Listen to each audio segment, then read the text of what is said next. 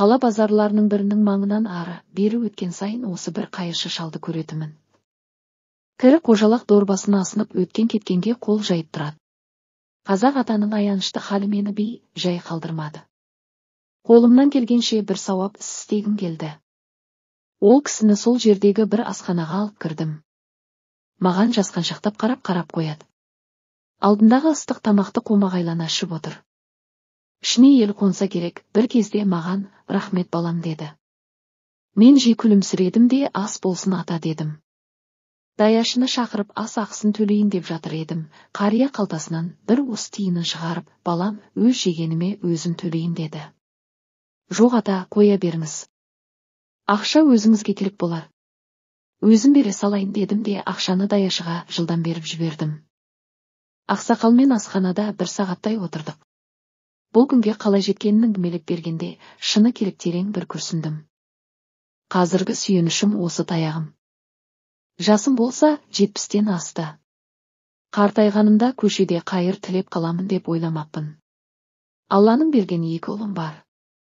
Екеуінде жұрттан кем қылмадым, оқыттым, үйлендірдім, үй қылдым.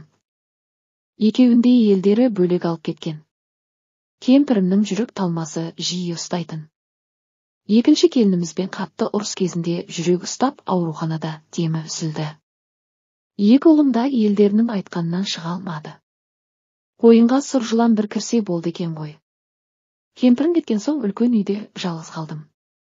Ұлдарымның екеуі де қара шаңыраққа көшіп келуге ниет білдірмеді. Қайта ол кісіге кім қарап отырады? Жұмыстамыз, қол тимейді.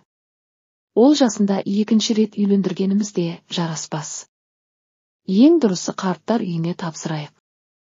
Үлкен үйде бір өзі не істейді бір-бір, деп ұлымның миын улады.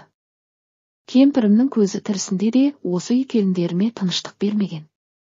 Біз бала шағамызбен тарп-терде тұрамыз.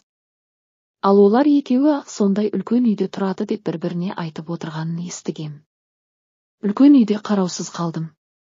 Көршілер қашанғы қол ұшын берсін. 5-6 күн қарайласты. Оған да шүкір.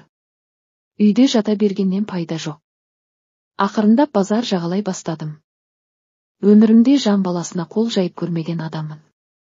Бірақ басыңа түссе оған да барады екенсің. Аяп мүсіркегендер қазақ ата ғой деп тиын-тебен тастайды. Бұл жерде мені бірі қайыршы қазақ ата деп атап кеткен. Біреулер өзің сияқты тамақ беріп кетеді. Тамағым тоқ болғанымен көңілім жарым. Немерелерімді сағындым. Оларды да менен алыстатып жіберген. Қайбір күні кіші балам келін, немерелерді алып келді. Немере менімен амандаспайды, бетінен сүйейін десем сүйгізбейді. Сөйтсем келін атаңа жақындама. Үстің сасып кетеді деп үйретіп қойыпты. Жағдайымды білуге келмегені түсінікті. Үйді өз атына аударып беруімді сұрап келіпті. Оларға кеймес, кеден қалған шаңырақ керек. Осылай сүйретіліп жүріп көз жұмсам, Құдайдан қорқып балаларым қара жерге табыстар. Өмір ғой. Қанша адам болса, сонша тағдыр бар. Қартайған шағында қамсыз өмір сыйлай алмаған ұлдың барынан жоға.